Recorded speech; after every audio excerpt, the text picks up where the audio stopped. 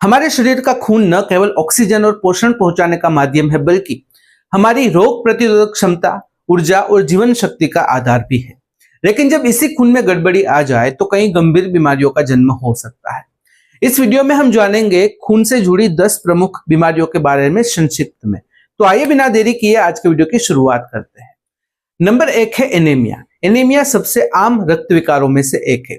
इसमें शरीर में रेड ब्लड सेल्स यानी कि आरबीसी या फिर हीमोग्लोबिन की मात्रा सामान्य से कम हो जाती है, जिससे शरीर को पर्याप्त मात्रा में ऑक्सीजन नहीं मिल पाती। इसका असर मस्तिष्क, मांसपेशी और अंगों की कार्यक्षमता पर पड़ता है। इसके लक्षण में अत्यधिक थकान, चक्कर आना, त्वचा और नाखूनों का पीलापन, सांस फूलना और हाथ और पैरों का ठंडा रहना शामिल है। एनीमिया के पीछे आयरन, फोलिक एसिड या विटामिन बी12 की कमी प्रमुख कारण होते हैं। साथ ही अधिक रक्तस्राव, क्रोनिक बीमारियां या जेनेटिक कारण भी जिम्मेदार हो सकते हैं। इसकी जांच के लिए आमतौर पर सीबीसी यानी कि complete blood count, iron studies, vitamin B12 और फोलेट लेवल जैसे टेस्ट किए जाते हैं। नंबर 2 है थैलेसीमिया। थैलेसीमिया एक आनुवंशिक रक्त विकार है जिसमें शरीर पर्याप्त मात्रा में स्वस्थ हीमोग्लोबिन नहीं बना पाता। इसके कारण शरीर में ऑक्सीजन का प्रवाह बाधित होता है और बार बार एनीमिया होता है। इसके लक्षणों में अत्यधिक थकावट, त्वचा का पीलापन, तिल्ली व लीवर का बढ़ना, चेहरे की हड्डियों का उभार और बच्चों में विकास की रुकावट शामिल है। यह बीमारी माता पिता से दोषपूर्ण जीन के माध्यम से संतान में आती है। थैलेसीमिया की पुष्टि के लिए एचबी इलेक्ट्रोफोरोसिस, एचपीएलसी और डीएनए टेस्टिंग की जाती है। नंबर 3 है हीमोफीलिया। हीमोफीलिया एक गंभीर ब्लीडिंग डिसऑर्डर है जिसमें शरीर में खून जमाने वाले जरूरी प्रोटीन, जिसे क्लोटिंग फैक्टर्स कहते हैं, उसकी कमी होती है। इस स्थिति में मामूली चोट भी गंभीर ब्लीडिंग का कारण बन सकती है। रोगियों को अक्सर नाक या मसूड़ों से खून बहने की शिकायत होती है और जोड़ों में यानी कि घुटना या फिर कोहनी में खून जमने के कारण सूजन और दर्द हो सकता है। यह एक एक्स लिंक्ड रिसेसिव डिसऑर्डर है और अधिकतर पुरुषों को प्रभावित करता है। निदान के लिए क्लोटिंग टाइम, APTT और फैक्टर 8/9 की जांच की जाती है। नंबर 4 है ल्यूकेमिया। ल्यूकेमिया एक प्रकार का ब्लड कैंसर है जिसमें बोन मेरो अनियंत्रित रूप से असामान्य व्हाइट ब्लड सेल्स बनाता है। ये सेल्स शरीर की इम्यून प्रणाली को प्रभावित करते हैं और स्वस्थ रक्त कोशिकाओं की संख्या को घटा देते हैं। इसके लक्षणों में बार बार संक्रमण, बुखार, ब्लीडिंग, वजन में अचानक गिरावट, थकान और हड्डियों में दर्द शामिल है। यह रोग आनुवंशिक म्यूटेशन, रेडिएशन एक्सपोजर और कुछ क्रोमोसोमल असामान्यताओं के कारण हो सकता है। जांच के लिए सीबीसी यानी कि complete blood count, bone marrow biopsy, cytogenetic और फ्लो साइटोमेट्री जैसे परीक्षण किए जाते हैं। नंबर 5 है सेप्सिस।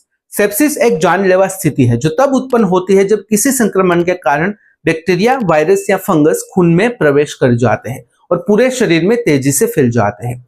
यह शरीर की इम्यून प्रतिक्रिया को अत्यधिक उत्तेजित कर देता है जिससे अंगों को नुकसान हो सकता है। इसके लक्षणों में तेज बुखार या बहुत ही कम तापमान, सांस की कमी, ब्लड प्रेशर का गिरना, उलझन, तेजी से दिल की धड़कन और मानसिक भ्रम शामिल होते हैं। सेप्सिस के पहचान के लिए सीबीसी यानी कि complete blood count, procalcitonin, serum lactate, blood culture और ऑर्गन फंक्शन टेस्ट किए जाते हैं। नंबर 6 है सिकल सेल एनीमिया। यह एक जेनेटिक विकार है जिसमें रेड ब्लड सेल्स की आकृति अर्धचंद्राकार हो जाती है। इस वजह से वे रक्त प्रवाह को अवरुद्ध करते हैं और जल्दी टूट जाते हैं, जिससे गंभीर एनीमिया और अंगों में दर्द होता है। इसके लक्षणों में हड्डियों व जोड़ों में तेज दर्द, जिसे सिकल सेल क्राइसिस कहा जाता है, बार बार संक्रमण, थकान, पीलापन और बच्चों में विकार की समस्या शामिल है। सिकल सेल एनीमिया मुख्यतः अफ्रीकी, अरब और कुछ भारतीय समुदायों में देखने को मिलता है। इसकी जांच के लिए एचबी इलेक्ट्रोफोरोसिस और डीएनए टेस्टिंग की जाती है। नंबर 7 है थ्रोम्बोसाइटोपेनिया। थ्रोम्बोसाइटोपेनिया एक ऐसी स्थिति है जिसमें खून में प्लेटलेट्स की संख्या सामान्य से कम हो जाती है। प्लेटलेट्स खून के थक्के जमाने में सहायक होते हैं, इसलिए उनकी कमी से शरीर में खून बहने की समस्या बढ़ जाती है। इसके लक्षणों में त्वचा पर नीले या बैंगनी चकत्ते, नाक या मसूड़ों से खून बहना, लंबे समय तक चोट से खून बहना और पेशाब या मल में खून शामिल है। इस स्थिति का संबंध डेंगू, वायरल संक्रमण, कुछ दवाओं या बोन मेरो की बीमारी से हो सकता है। जांच के लिए सीबीसी, प्लेटलेट काउंट और पेरिफेरल स्मीयर किया जाता है। नंबर 8 है पॉलीसाइथेमिया वेरा। यह एक दुर्लभ ब्लड डिसऑर्डर है जिसमें शरीर जरूरत से ज्यादा आरबीसी बना लेता है। जिससे खून गाढ़ा हो जाता है और ब्लड क्लॉट्स बनने की आशंका बढ़ जाती है। इसके लक्षणों में सिर दर्द, धुंधली दृष्टि, नहाने के बाद त्वचा में खुजली, थकान, नाक से खून और स्ट्रोक का खतरा शामिल है। यह स्थिति मुख्यतः JAK2 जीन म्यूटेशन के कारण उत्पन्न होती है और इसकी पुष्टि के लिए CBC, JAK2 mutation test, EPO level आदि की जांच की जाती है। नंबर 9 है ब्लड क्लॉटिंग डिसऑर्डर। जब खून जरूरत से अधिक जमने लगता है या फिर बिल्कुल नहीं जमता तो उसे ब्लड क्लॉटिंग डिसऑर्डर कहा जाता है। इससे शरीर में खून का प्रवाह बाधित होता है और हार्ट अटैक, स्ट्रोक या डीप वेन थ्रोम्बोसिस जैसी समस्याएं उत्पन्न हो सकती है। इसका सबसे आम कारण factor 5 Leiden mutation, anti phospholipid syndrome, hormonal दवाओं का सेवन, सर्जरी के बाद स्थिति और ऑटो इम्यून बीमारियां हो सकती है।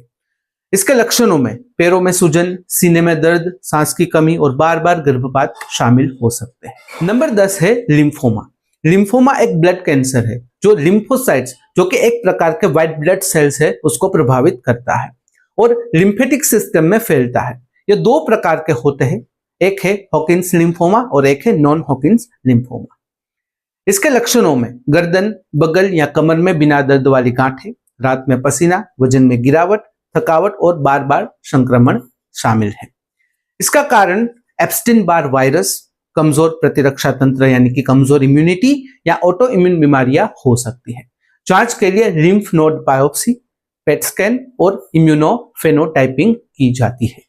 तो यह थी सामान्य जानकारी खून से जुड़े हुए 10 रोगों के बारे में। अगर इस वीडियो से रिलेटेड कोई भी सवाल है कमेंट में बेझिझक पूछ सकते हो। कमेंट में अगर आप अनकंफर्टेबल हो डायरेक्टली मुझे मेल कर सकते हो qa.hm@gmail.com पर।